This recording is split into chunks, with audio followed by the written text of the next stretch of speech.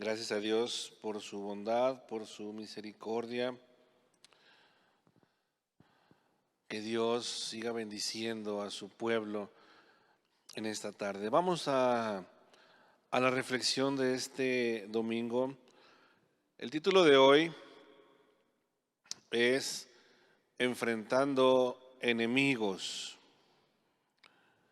Yo espero que con la ayuda del Espíritu Santo, como ya lo oramos hace unos momentos al iniciar este servicio, yo espero que la palabra de hoy sea de bendición para tu vida, sea de exhortación, si es el caso, sea de ánimo o sea también de reprensión de parte de nuestro Dios en aquellas cosas que de pronto hemos dejado de hacer. Pero bueno, eso a cada uno de nosotros el Espíritu Santo se lo revelará en su corazón. Vamos al Salmo 143, versos 3 y 4. Vamos a partir con este pasaje en la versión 60. Salmo 143, versos 3 y 4. Me voy a ir con las citas un poco rápido. Como quiera que sea, aquí está el mensaje, va a estar anclado en la página. Si lo quieres ver después con más calma o anotar y después ir a tu Biblia con más calma. Salmo 143, 3 y 4 en la versión 60 dice así: ¿Por qué ha perseguido el enemigo mi alma? Ha postrado en tierra mi vida. Me ha hecho habitar en tinieblas como los ya muertos, y mi espíritu se angustió dentro de mí. Está desolado mi corazón. Esto es palabra de Dios. Ahora quiero que escuches esta versión, esta mezcla, lo que dice la versión 60 y lo que dice la versión alterna que comúnmente usamos, que es la NBI. Haciendo este ensamble de los pasajes, el pasaje en sí quedaría más o menos así. Porque ha perseguido el enemigo mi alma, atenta contra mi vida.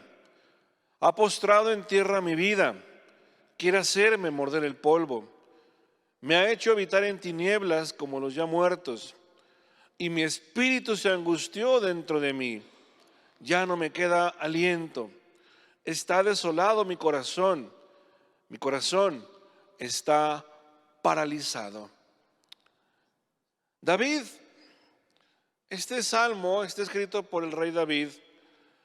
Y David, hermanos y amigos, aquí se está refiriendo a enemigos naturales que querían acabar con él. Sin embargo, aquí hay algo muy importante que debemos apuntar. Fíjense bien, la fuerza o la influencia de esos enemigos está movida a su vez por fuerzas espirituales de maldad impulsadas por Satanás. ¿Sí? David discierne sabiamente que esos enemigos que atentan contra su alma no son propiamente las personas de carne y sangre, sino enemigos espirituales. Un enemigo físico, un enemigo de carne y sangre, carne y hueso, difícilmente tiene su objetivo tu alma. ¿Cómo ir tras el alma físicamente? Entonces David discierne que esos enemigos son enemigos espirituales. Claro, son enemigos físicos. Pon atención, pero que están impulsados por fuerzas demoníacas. David conoció sufrimientos de muchas clases. Aquí habla de la persecución y el sufrimiento de su alma. Puede ser que haya un aspecto físico o material en ese abatimiento, pero no es algo que registre la Biblia, ni que esté a la vista. David sufre y clama a Dios porque su alma está abatida. No lo hace porque su cuerpo esté cansado. Quiero ser muy claro en esto. No se está refiriendo a algo propiamente físico, sino que David busca a Dios, clama a Dios, está sufriendo porque su alma está abatida, porque hay un quebrantamiento de su espíritu. Fíjese cómo David describe esta sensación de profunda crisis emocional. Dice: ha postrado en tierra mi vida. David pasa a describir su sentido de la miseria de su alma. Postrado en tierra, como arrojada al suelo, luego de ser zarandeada duramente. Es como Satanás te toma y te zarandea y te arroja contra el suelo. Y quiere que estés ahí. Dice David: ha postrado mi vida en tierra, me ha arrojado a la tierra, me quiere hacer morder el polvo, dice otra versión. Y esto nos recuerda la historia de Pedro en la noche que negó a nuestro Señor, ¿se acuerdan? Cuando Satanás le pide permiso a Jesús, ¿sí?, de tomar a Pedro para zarandearlo como a trigo, dice la Biblia. Y más o menos el sentir de Pedro, después de ese acto de negar a su Señor, sus consecuencias son tan similares como las consecuencias que está describiendo David. Dice la Biblia en aquel pasaje de Pedro que después de haberlo negado, dice: y lloró amargamente. Y luego dice David: sentía que vivía en tinieblas, como en el caso de los ya muertos. Un panorama sombrío, un panorama oscuro para David. Sentía que su espíritu se angustiaba dentro de sí mismo. Estaba en un constante estado de ansiedad. Estaba en un constante estado de ansiedad, de alerta. Pero una ansiedad que lo estaba consumiendo. Y por último dice: sentía que su corazón estaba desolado. Nada le daba paz a David. Nada lo llenaba. Era tal su abatimiento del alma, era tal la tristeza de su alma, que sentía que su corazón estaba desolado. En conjunto, hermanos, esta imagen que nos presenta David en esta porción de la Escritura nos habla de un profundo quebrantamiento de su alma. David sabía que esto era agravado por su enemigo, un enemigo físico. Y podemos poner por lo menos dos ejemplos. Un enemigo de David fue Saúl. Ustedes conocen la historia, saben que David fue perseguido muchos años por Saúl, a tal forma de hacerlo vivir en las cuevas, de hacerlo pasar muy malos momentos. Estaba siendo acosado por Saúl, pero quien impulsaba a Saúl a lastimar a David era Satanás. Y luego el segundo caso lo vemos en Absalón, su hijo. ¿Se acuerdan también de la historia cuando Absalón quiso robarle el trono a base de traiciones, de mentiras y de violencia? Y todo eso, hermanos, estaba abrumando a David de esa forma. Y ponemos un ejemplo más. Nuestro Señor Jesucristo, en la noche del huerto en Getsemaní, antes de su traición y su posterior crucifixión, Jesús dijo, Mateo 26:38 registra las palabras de Jesús cuando dice: mi alma está muy triste hasta la muerte. Otra vez, el alma, mi alma, dice Jesús, está muy triste hasta la muerte. Aquí vemos otra vez esas fuerzas espirituales que estaban acosando duramente a nuestro Señor. Primero en la persona de Pedro, que lo negó, luego en la traición de uno de los suyos, de Judas. Salmo 142:7 dice lo siguiente.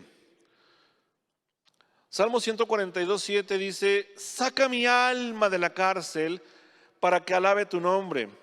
Me rodearán los justos, porque tú me serás propicio.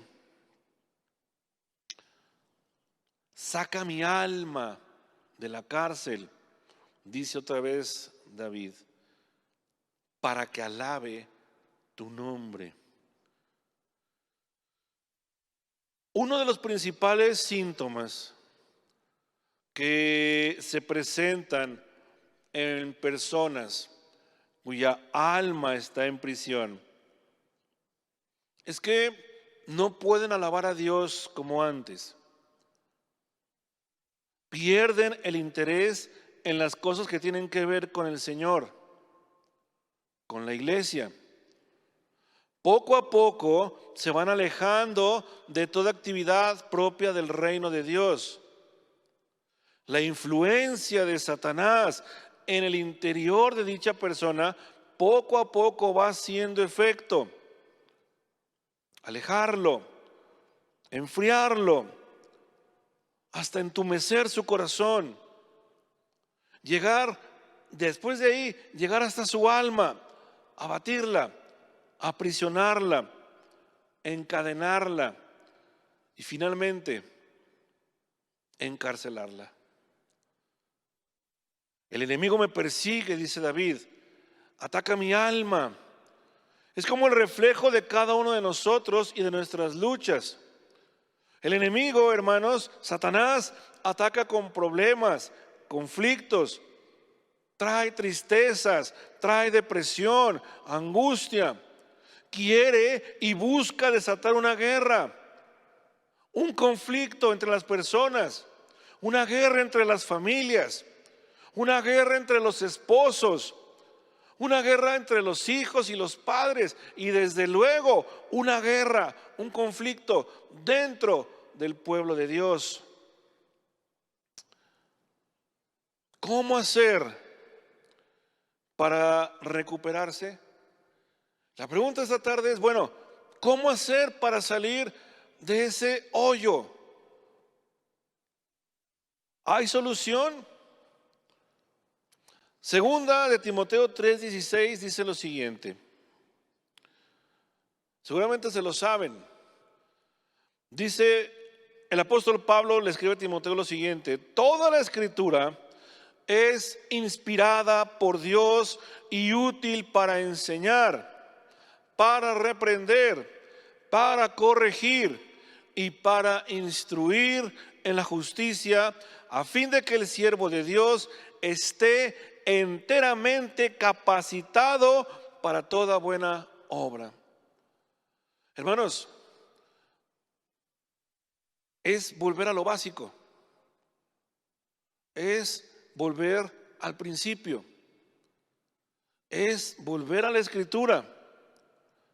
La palabra inspiración que aparece en esta versión, en este pasaje, cuando dice toda la escritura es inspirada por Dios. Bueno, la palabra inspiración es una palabra griega que significa aliento. La Biblia, hermanos, la escritura no solo es inspirada por Dios, sino que la Biblia en sí contiene su aliento. Y si contiene el aliento de Dios, quiere decir que Dios la ha impregnado de su propia vida. Por eso decimos, y lo hacemos como una declaración de certeza y de fe, de que la Biblia es una palabra viva, porque tiene el aliento de Dios. Dios no solo la inspiró, sino que Dios dio su aliento, su vida misma, para que su palabra, al ser una palabra viva, a su vez nos dé vida a nosotros. Retomar, hermanos, a través de la palabra de Dios, retomar nuestra vida que está ahí. Y es volver a ese principio básico. Y quien esté pasando de pronto por esta situación, o quienes hemos pasado, o de pronto estamos pasando en ese bache, en ese tránsito de una condición similar, es retomar lo básico. Y lo básico es ir a la palabra de Dios, pasar tiempo en ella, leerla, meditarla, apropiarse de ella, vivirla día a día. Hacer eso, hermanos, nos va a ayudar a que poco a poco, salgamos adelante de ese pozo de opresión. ¿Hace cuánto? Fíjate bien lo que te voy a preguntar. ¿Hace cuánto no te emociona una historia de la Biblia? ¿O cuándo fue la última vez que te conmovió una de sus historias? ¿O cuándo fue la última vez que aprendiste algo nuevo? ¿O cuándo fue la última vez que la palabra te reprendió, te incomodó? ¿Hace cuánto fue que la palabra en su consejo corrigió el rumbo que llevabas?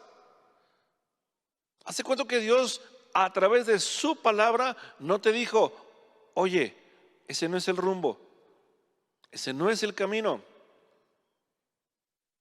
¿O cuándo fue la última vez que la palabra te instruyó para hacer algo? Hermanos, estamos todavía en el mes de los propósitos y creo que un buen propósito para este año 2022 es que tú y yo, la iglesia, hoy más que nunca, pasemos más tiempo leyendo la palabra de Dios. Miren, quienes no estuvieron al principio del culto, la primera lectura que tuvimos fue en el libro de Nehemías, capítulo 8, del versículo 1 al 10. Fíjense lo que dice el verso 9 del pasaje que leímos en la mañana. Lo voy a retomar para insertarlo en esto que estoy diciendo. Dice, luego Nehemías, el gobernador, Esdras, el sacerdote y escriba, y los levitas que interpretaban para el pueblo dijeron, no se lamenten ni lloren en un día como este, pues hoy es un día sagrado delante del Señor su Dios. Pues todo el pueblo había estado llorando mientras escuchaba las palabras de la ley. ¡Qué increíble! ¿Hace cuánto, hermanos, que la palabra no provoca este efecto en tu vida? Que te quebrante, que te haga llorar, que sacuda el corazón, que sacuda tu espíritu. Aquella gente que había regresado del exilio, esto lo voy a comentar como un paréntesis dentro de este mensaje, aquel pueblo que había regresado del exilio, cuando Nehemías comienza la reconstrucción del templo y llega Esdras como sacerdote y comienzan a reorganizar todas las cosas del pueblo. El pueblo, dice la Biblia, que Nehemías se puso desde la mañana en la plaza pública desde la mañana hasta el mediodía y comenzaron a leer la palabra. Y mientras Esdras, Nehemías y los escribas que estaban ahí estaban leyéndole la palabra al pueblo, el pueblo estaba llorando. El pueblo se estaba conmoviendo, claro, porque habían entendido que lo que les había pasado había sido producto primeramente de su pecado. Dios les estaba hablando y el pueblo estaba recibiendo la palabra y estaba llorando, estaba quebrantado. La palabra trae libertad, hermanos. La palabra de Dios rompe cadenas de opresión. Sí, yo te lo tengo que decir, no es fácil. Cuesta trabajo. Es un proceso. Estamos en medio de una guerra espiritual y Satanás está al acecho de tu vida, de tu familia. Pero ¿sabes qué? El primer principio para la restauración es ir a lo básico, es ir a la palabra. Y este pueblo no estaba escuchando otra historia de la Biblia, sino que estaba escuchando la ley de Dios, la historia del Pentateuco. Y eso, lo básico, los estaba estremeciendo. Salmo 42, verso 5. Otra vez David dice: ¿por qué te abates, oh alma mía, y te turbas dentro de mí? Espera en Dios, porque aún he de alabarle, salvación mía y Dios mío. Y luego en el Salmo 43, verso 5, otra vez dice lo mismo: ¿por qué te abates, oh alma mía, y por qué te turbas dentro de mí? Espera en Dios, porque aún he de alabarle, salvación mía y Dios mío. Hermanos, el principio de una recuperación espiritual parte de reconocer que necesitamos ayuda y que esa ayuda solo puede venir de Dios. Dios, hermanos, en la persona de Jesucristo, dice la Biblia, dice el apóstol Pablo, venció a Satanás, lo exhibió, les despojó, los exhibió esas potestades que lo habían llevado a la cruz y les despojó de toda la autoridad que tenían sobre nosotros. Pero tenemos que reconocer que necesitamos ayuda. Los problemas del alma no los puede resolver nada más con un échale ganas o con un Dios te ama. Hay que pedirle a Dios ayuda. Y pueden pasar noches. Hay noches, hermanos, horas de la noche, en que a veces la única oración que brota de nuestros labios es esa: Jesús, ayúdame. Jesús, ayúdame. Señor, ¿estás ahí? Señor, aquí estoy. Pero es reconocer que necesitamos su ayuda.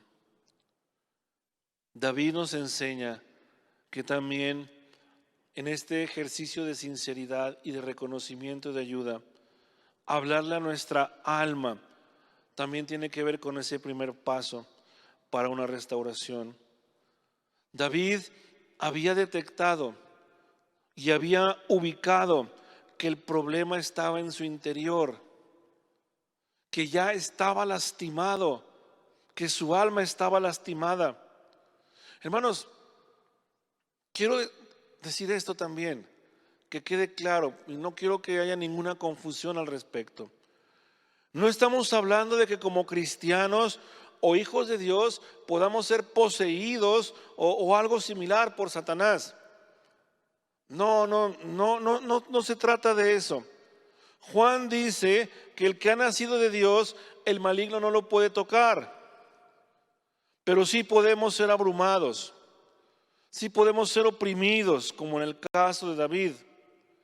Por eso David, en esta lucha interna que libraba, se decía a sí mismo y a su alma: espera en Dios, porque aún he de alabarle, salvación mía y Dios mío. Por eso Jesús en aquella noche del huerto, sin estar poseído, sin estar nada que se le pareciera, él decía: mi alma está muy triste hasta la muerte. Y si alguien estaba oprimido en ese momento de su vida, era nuestro Señor. Pero hermanos, el salmista David nos dice y le dice a su alma: espera, ¿por qué te abates? ¿Por qué te angustias? ¿Por qué te turbas? ¿Por qué te agitas dentro de mí? Y se dice a sí mismo: espera en Dios, porque aún he de alabarle. Él es mi salvación y es mi Dios. Hebreos 6:19 dice lo siguiente. Hebreos 6:19 dice: tenemos como firme y segura ancla del alma una esperanza que penetra hasta detrás de la cortina del santuario. Lo voy a repetir, dice: tenemos como firme y segura ancla del alma una esperanza que penetra hasta detrás de la cortina del santuario. Hermanos, como hijos de Dios, nuestra ancla es firme y segura. La esperanza de nuestra alma está firme en aquel que penetró la cortina del santuario, Jesucristo, el Hijo de Dios. Por eso, porque Dios en Cristo es nuestra ancla. ¿Para qué sirve un ancla? ¿Por qué los grandes barcos o incluso las pequeñas embarcaciones tienen un ancla que la arrojan al fondo del mar? Porque esa ancla los hace estar firmes, los hace estar seguros a pesar del vaivén del mar y de las olas. Esa ancla hace que ese barco permanezca en su lugar. Y nuestra ancla, hermanos, se llama Jesucristo. Él es el ancla de nuestra vida. Nuestra vida está anclada en Él. Y cuando vengan las aguas, vengan los problemas, vengan las luchas, vamos a permanecer. Sí, quizás el oleaje de los problemas es duro. Y yo sé que hay muchos de ustedes que están pasando ahorita por momentos difíciles, momentos de salud complicados. No ha sido el mejor año, no ha sido el mejor inicio de año para muchos de nosotros. Unos tienen trincheras propias de esta enfermedad que todos conocemos. Otros tienen otras enfermedades. Otros tienen otras luchas personales, familiares. Pero déjame decirte algo: tu vida está anclada en Jesucristo. Y tal vez sí, la embarcación de tu hogar, de tu familia, va a ser zarandeada. Aunque el barco esté anclado, no quiere decir que esté exento de las tormentas, de las lluvias. Esas van a llegar y van a caer truenos y rayos. Pero la embarcación, al estar anclada en un lugar seguro, va a permanecer. Y te repito, nuestra ancla se llama Jesucristo. ¿Por qué es importante cuidar nuestra alma? ¿Por qué es importante cuidar nuestra alma? Porque imagina que Satanás tiene 3 opciones para hacerte daño. ¿Qué crees que atacaría primero? ¿Tu cuerpo, tu espíritu o tu alma? ¿Sabe que tu espíritu no lo puede tocar porque eres hijo de Dios? Satanás va tras tu alma. Por eso David decía y lo identificaba de esa forma: el enemigo ha perseguido mi alma. Jesús sentía que su alma estaba abatida. ¿Sabes una cosa? Es como cuando, si tú quieres hacer un diseño nuevo de tu casa, o vas a hacer una casa nueva, o vas a remodelar. Entonces comienzas a comprar el material para tu nueva casa o tu remodelación. Compras los bultos de cemento, compras los ladrillos, compras las varillas, compras todo el material que se necesita. Y de pronto un día pasa que el ladrón viene y entra a tu vida, a tu casa, y se roba el material. Se roba el cemento, se roba las varillas, se roba los ladrillos y te deja sin nada. Bueno, no va a pasar más que un mal momento y tendrás que volver a comprar las cosas para seguir con tus planes. Pero ¿qué pasaría si el ladrón, en lugar de llegar y robar tu material, va tras los planos que el arquitecto diseñó para tu casa y roba los planos? Ahí sí habría un problema. ¿Cómo le vas a hacer? Tienes el material, pero ya no tienes los planos, ya no tienes el plan. Hermanos, Satanás va por tu plan de vida. Satanás, hermanos y amigos, va por los planes que Dios tiene para nosotros. El diablo va tras los planes de tu vida. El diablo va tras los planos de tu matrimonio. Varón, hermana, escúchame. Satanás va tras los planes de tu hogar. Satanás va tras los planes de tus hijos, de tus hijas. Satanás va tras los planes del cristiano. Somos cristianos, hermanos, somos hijos de Dios. Dice Pablo en la carta a los Efesios, fuimos hechura de Dios, creados en Cristo Jesús para dar buenas obras. Tú y yo, como cristianos, estamos llamados a hacer grandes cosas en favor del reino. No para sobresalir, no para buscar el aplauso o la vanagloria. Somos llamados, hemos sido reformados para llevar el mensaje del evangelio, para influir en otros con un mensaje diferente. Ser hombres y mujeres que sean de impacto en su mundo. Jóvenes que impacten en las universidades, en los colegios, en sus lugares de reunión. Hombres que impacten en sus lugares de trabajo, con sus amigos del mundo. Las mujeres que impacten en su entorno. A eso somos llamados. Pero Satanás no quiere nada de eso. Por eso trae opresión. Por eso trae angustia. Por eso quiere perseguir tu alma, porque él va tras el plano que hay en tu vida. El plan que Dios diseñó para tu vida. Porque sí, más allá de ser a veces un cliché o una expresión mal aplicada a la vida cristiana, sí, hay un plan que Dios ha diseñado para nosotros. Que le conozcas, que lo compartas, que lo vivas, que otros lleguen a ese conocimiento como tú llegaste. Ser hombres y mujeres que transformen la sociedad por medio de la palabra de Dios. Ser hombres y mujeres que trastoquen su entorno social. Pero Satanás no quiere nada de eso. Por eso oprime para que te calles. Por eso abruma para que no hables. Por eso te quiere tener en el suelo, como dice el salmista, para que de ahí no te muevas, para que de ahí no te levantes. Satanás va tras el plan. Y va a usar los recursos, va a usar los medios y va a usar a las personas que a veces menos te imaginas para traer ese conflicto a tu vida. Quiero terminar con 3 cosas.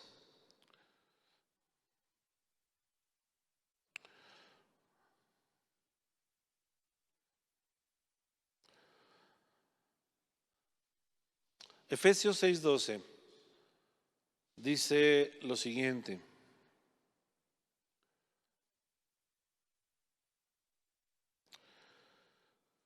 Dice, porque no tenemos lucha contra sangre y carne, sino contra principados, contra potestades, contra los gobernadores de las tinieblas de este siglo, contra huestes espirituales de maldad en las regiones celestes. Porque no tenemos lucha contra sangre y carne, sino contra principados, contra potestades, contra los gobernadores de las tinieblas de este siglo, contra huestes espirituales de maldad en las regiones celestes, dice Pablo. Número 1, quiero decirte esto a ti, que estás luchando con dificultades en tu vida, que tienes luchas en tu hogar, con tu familia, con tus hijos, en el trabajo o en tu entorno social. Déjame recordarte algo. no olvides que peleas y estás en medio de una lucha espiritual y que peleamos contra un enemigo espiritual. Déjame decirte que tu esposo, tu esposa, tus hijos, tus vecinos o tus compañeros de trabajo o quien te esté ocasionando algún mal, ellos no son tus enemigos. Tu enemigo es quien ejerce de una u otra forma influencia en dichas personas. Enfoca tus baterías, hermano. Enfoca tus baterías de oración en contra de esas huestes, de esas potestades de maldad espirituales que están detrás de la escena y que quieren acabar con tu plan de vida, con tu familia y con tu trabajo. Haz una oración de guerra, hermanos, iglesia. Levanta un clamor de guerra, levanta un altar de oración. Quienes se están esforzando en hacer esto, sigan adelante. Quienes se están esforzando en levantarse muy temprano a hacerlo, a buscar, a clamar, síganlo haciendo. Es la forma en que podemos salir adelante de todo esto. Hacer guerra contra el maligno, reprenderlo en el nombre de Jesús. Número 2. Y esto también es para ti, que estás hoy teniendo una dificultad en tu vida, sea cual sea. Ponme atención. No te encierres en tu lucha. No te encierres en tu problema. No te encierres en tu tristeza. No te encierres en tu dolor. No te encierres en tu enfermedad.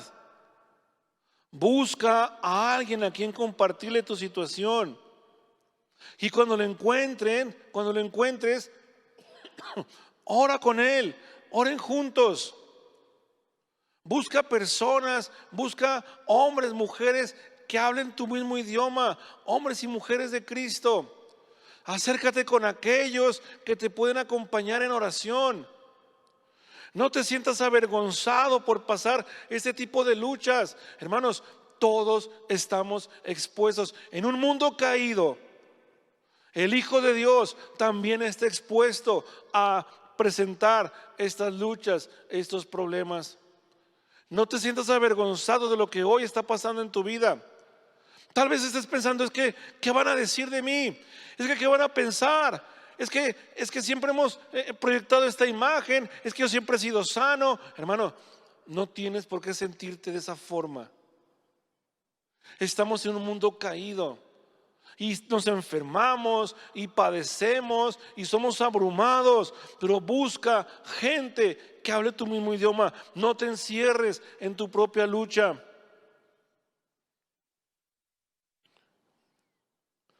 Busca a alguien con quien orar. Busca el cobijo de la iglesia. Busca el arropo de la congregación. Miren, ya no quería traer este tema a la luz, porque ya lo hablé mucho. Pero si en algo puede ayudarte esta experiencia, que gloria sea a Dios. Pero una vez más lo voy a decir. Una de las cosas que en lo familiar, cuando el 2020 se vino esa cascada de situaciones difíciles de enfermedad de mi familia, primero con la niña y luego con Lupita, con el CA de mi esposa, que todos saben. Pero una de las cosas que nos ayudaron y nos sostuvieron en todo este tiempo fue que todo lo compartimos con la iglesia. Motivos de oración. Oren por favor por nosotros. Pasa esto.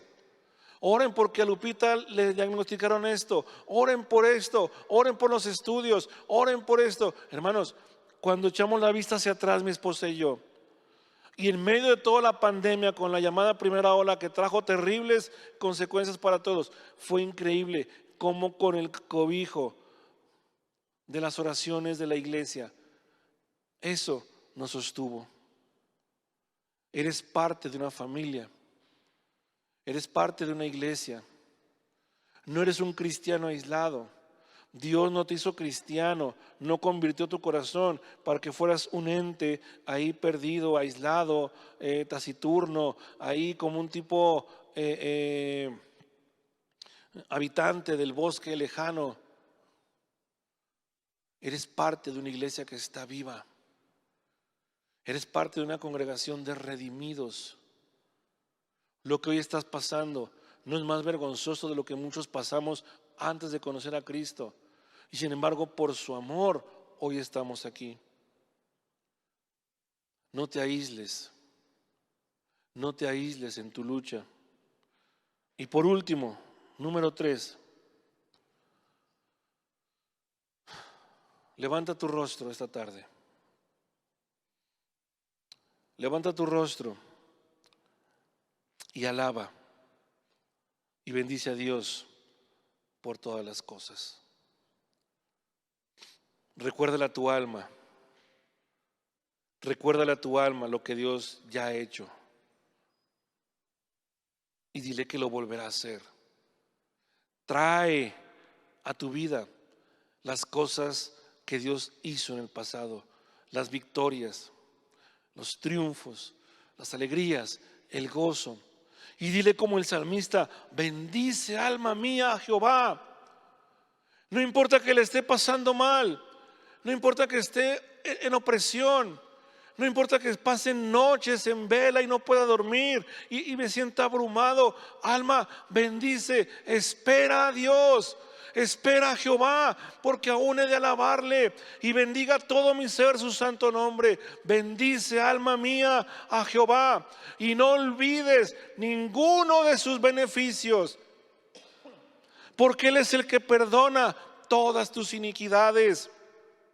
Y si has cometido errores que hoy te tienen en esta situación, hermano, Él es quien perdona todas tus iniquidades. Él es el que perdona todos los errores. Él es el que perdona nuestros pecados. Él es el que sana nuestras dolencias. Él es el que rescata del hoyo nuestra vida. Él es el que corona de favores y misericordias y nos sacia de bien con su boca. Ese es el Dios que alabamos. Estamos en medio de una lucha, pero hermanos, tenemos que alabar a Dios. Alma mía, alábale. Y Dios traerá libertad. Somos hijos de un Dios que ya venció. Somos hijos de Dios. Y tú tienes que creerlo verdaderamente. En medio de la crisis que hoy estás pasando, eres un hijo y una hija de Dios. Y Dios, como Padre, no te va a abandonar porque eres su hijo. Dios no nos ha abandonado. Dios sigue estando con nosotros. Amén.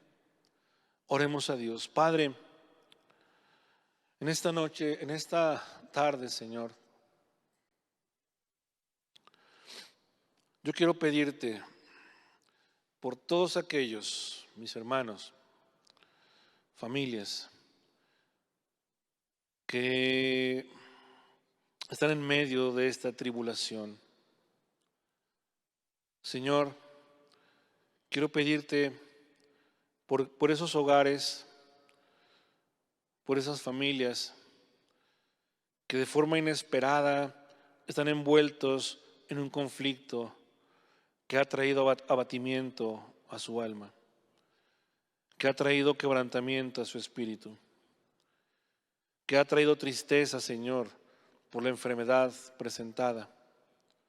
A ellos, Padre, en esta hora, ruego para que tu paz, tu fortaleza, tu ánimo Señor, y esta palabra les pueda ayudar a salir adelante. Ruego, Señor, para que en el nombre de Jesús esas cadenas que el maligno ha estado tendiendo y ha estado tratando de oprimir sean rotas en el nombre de Jesús de Nazaret. Ruego, Señor, por cada hogar, por cada familia de esta iglesia, que en cualquiera de sus trincheras personales que está atravesando, seas tú quien les fortalezca, seas tú quien les anime, seas tú quien esté con ellos, Señor bendito. Y que en medio de sus tribulaciones, iglesia, alábale. Alábale porque Él vive, porque Él reina y porque Él ya venció.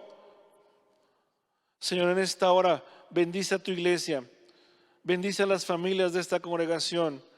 Bendice a los padres, a los esposos, Señor. Bendice a quienes están pasando por enfermedad, quienes están en recuperación, Señor, de sus enfermedades. En el nombre de Jesús, que nada de ello sea causa de abatimiento, que nada de ello sea causa de tristeza o de quebranto. En el nombre de Jesús hay vida. En el nombre de Jesús hay poder para vencer, hay poder para sanar y hay poder para liberar. Que así sea, Señor. Ayúdanos. Ayúdanos, Señor, en este tiempo. En el nombre de Jesús, Señor, te lo pedimos. Amén y amén. Bendito Dios.